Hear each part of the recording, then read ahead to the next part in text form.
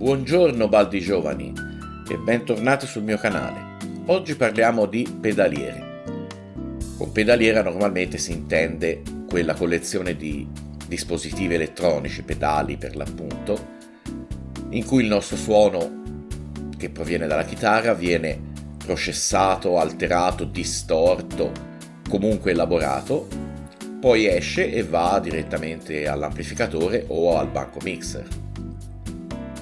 Naturalmente i pedali della nostra pedaliera potrebbero essere messi in terra, semplicemente uno accanto all'altro, ma questo ci crea un sacco di fastidio.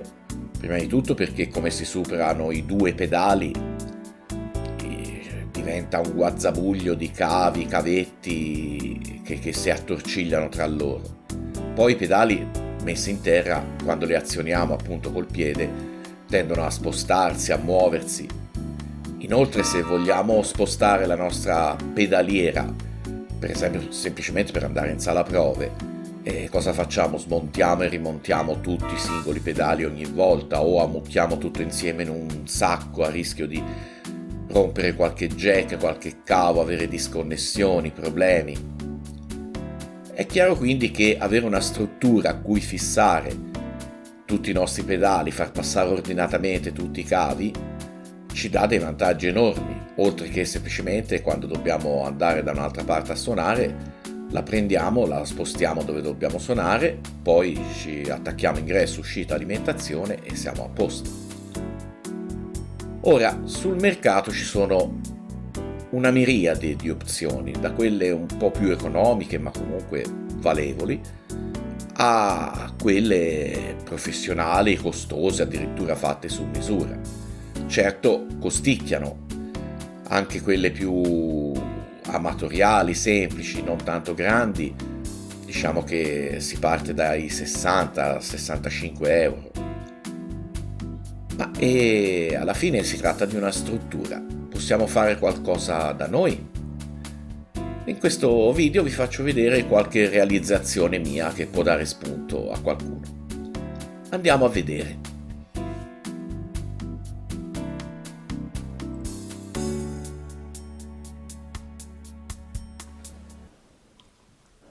Eccoci qui, baldi giovani, nella postazione principale dove suono, compongo e così via. Qui ci sono due pedaliere la cui struttura è stata costruita a mano da me medesimo. Sono molto simili tra loro. Vediamo di concentrarci su una e vedere quali caratteristiche hanno. Ora cerco di mettervi a fuoco bene una di loro. Eccoci qua. Eccoci. Allora, il materiale con cui le ho fatte è semplicemente tavole da 19 mm di abete che trovate al brico, prezzi una 100 x 40 cm viene 9-10 euro. La struttura è stata fatta in questa maniera: ci sono ognuno dei due traversi laterali è composto da due strisce di legno, la prima alta 6 cm, non è critiche queste misure, vi sto dicendo, potete adattarle come volete, e la seconda la stessa altezza ma meno lo spessore, 19 mm nel mio caso, delle tavole che andranno sopra. Ora vi metto una foto così potete capire meglio.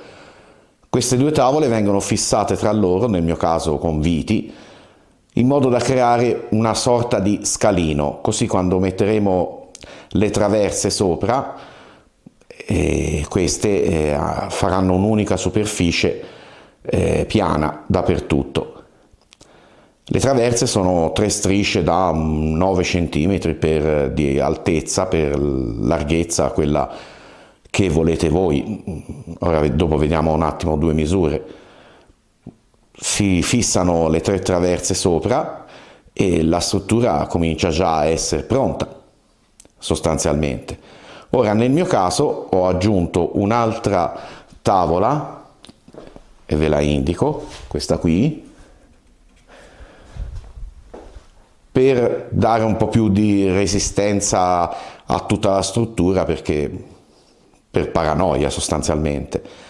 E lì c'è stata la prima idea geniale, che è stata quella di dire: fisso questa tavola qui, come potete ben vedere, con un bordino in modo che impedisce eventualmente ai pedali di slittare via.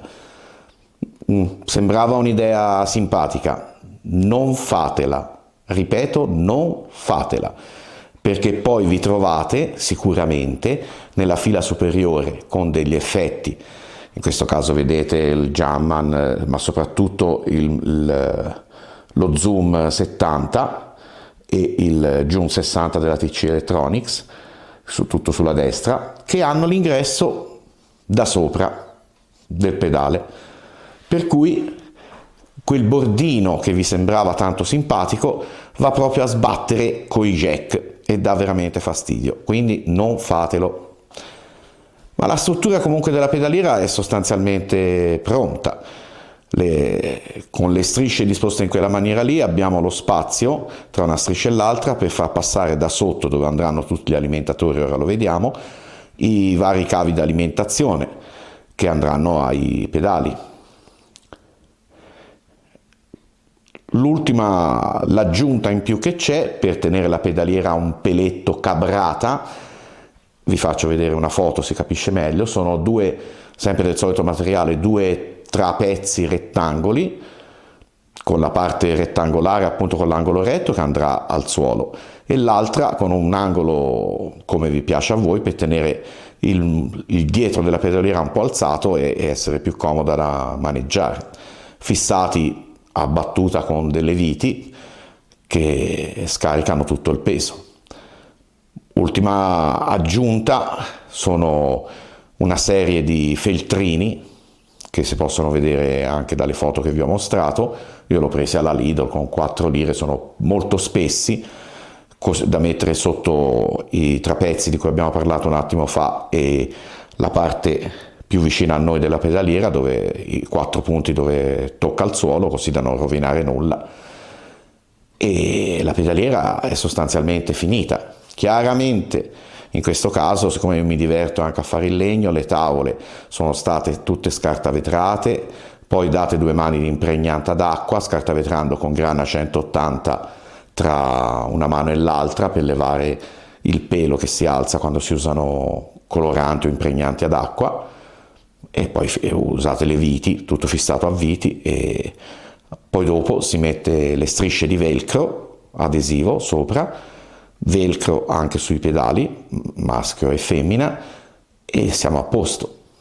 Per quanto riguarda la parte alimentazione, si vede bene da queste foto qui, si può fissare in diverse maniere. Io ho fissato una ciabatta con 2 viti a cui sono attaccati vari alimentatori. L'alimentatore multiplo è stato fissato con 2 viti messe inserite per 1 centimetro, 1,5 centimetri, e poi con un bel elasticone che mi trovavo a giro ce l'ho fissato e onestamente non va da nessuna parte. È molto solida, ve lo garantisco, ci sono montato sopra io che pesa 1 quintalata e non ci sono problemi. Un po' massiccia, leggermente pesantuccia e ingombrante, però tanto queste erano pensate per restare comunque qui, perché quando vado a giro mi porto dietro, vado col multi-effetto, la Zoom G3X, per viaggiare il più leggero possibile. L'altra pedaliera che vedete a fianco, ora la inquadriamo, è sostanzialmente identica. La differenza è il bordino non c'è, cosa che farò anche quando ne ho voglia sull'altra, semplicemente levo le viti, l'abbasso un po' e le rifisso.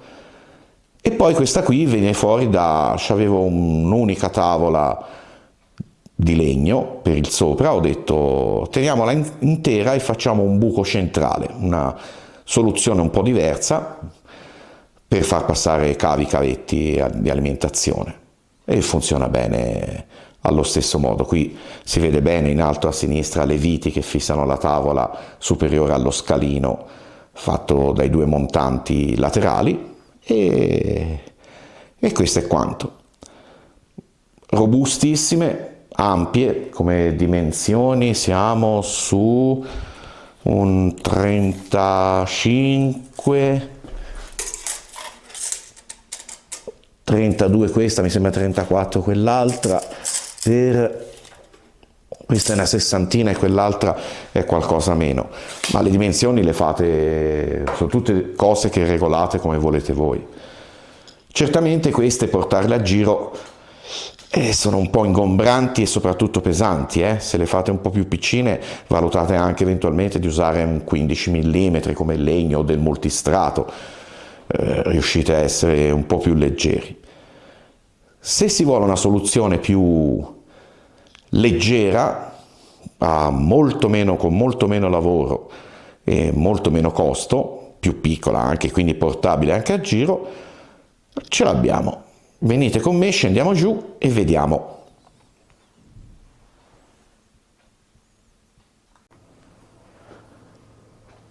Eccoci giù nella stanza dove c'è il computer su cui di solito lavoro, e questa è una pedalierina che feci al volo in veramente un paio d'ore un po' di tempo fa. Come potete vedere, il legno è tutto legno di un vecchio bancale smontato. La costruzione è semplicissima: due ali che fanno da piedi, sopra avvitate attraverso due pezzi delle tavole che stavano sopra il bancale, 8 viti in totale, e la costruzione è finita. I soliti feltrini per non graffiare il pavimento, il velcro, sotto c'è un alimentatore con 5 uscite da 9 volts di quelli classici che ha la sua spina 220 che va poi alla corrente, e finito. Questa è veramente leggera, semplice, potete portarla a giro tranquillamente. Le dimensioni più o meno sono un po' meno di un foglio A4, 30 cm per un 15-16 di profondità, e come vedete anche con i pedali grandi almeno 4 pedali ci vanno. Se poi usate quelli più piccini ce ne vanno anche di più. Questa per esempio adesso è configurata come TS808 Chorus Delay, e poi momentaneamente tolto per farvi vedere meglio, quello nero a sinistra è un looper, e questa qui semplicemente la prendete, staccate l'alimentazione, cavi di ingresso e uscita, la infilate in uno zaino e la portate in sala prove o dove volete. Leggerissima, costo praticamente quasi niente. E questa era un'altra idea. A questo punto vorrei citare anche un'idea che ha avuto un bravissimo chitarrista professionista che ha un canale bello su YouTube, ve lo consiglio, Federico Memme, e lui per le situazioni ha fatto vedere in un filmato per la sua pedaliera volante, per le situazioni estemporanee in cui gli dicono ma vieni a suonare un brano con noi, vieni a fare qualcosa, portati giusto un paio di pedali. Che cosa ha fatto? Veramente col cartone dei cereali della prima colazione. Ha preso la scatola di cartone vuota, ha ritagliato un pezzo adeguato su misura per tenerci ad esempio 3 pedali, l'ha sistemata bellina con un po' di coccoina, con la colla e quant'altro, ci ha messo sopra il velcro, ha fissato pedali pronti. E parliamo di un professionista, uno che ha delle pedaliere spaventose quando va a suonare a giro, ha fatto tournée ultimamente con Enrico Ruggeri, con Roby Facchinetti. Però per le situazioni volanti queste cose qui, il limite è solo la fantasia, funzionano. E questo conclude il nostro piccolo excursus su idee per costruirsi una pedaliera fai da te. Basta, il video finisce qui, io mi auguro che sia stato di un qualche aiuto per voi tutti. Vi saluto e vi auguro come sempre buona giornata, giovani!